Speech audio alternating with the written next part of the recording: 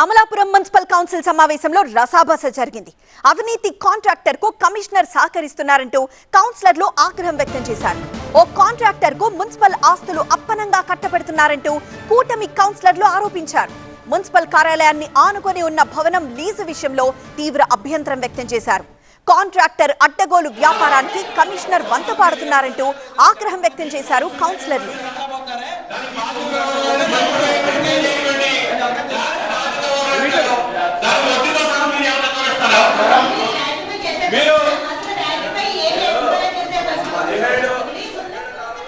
మున్సిపాలిటీకి చెందిన ఓ షాప్ ను ఓ ప్రముఖ కాంట్రాక్టర్ లీజ్ కు తీసుకున్నారు. ఆ షాప్ ను మరో ఫుడ్ వ్యాపార సంస్థకు లీజ్ కిచ్చారు. అయితే షాప్ ను లీజ్ కి తీసుకున్న కాంట్రాక్టర్ మున్సిపల్ కార్యాలయం ఆవరణలో ట్రాన్స్ఫార్మర్, జనరేటర్ తో పాటు సెప్టిక్ ట్యాంక్ నిర్మించారు.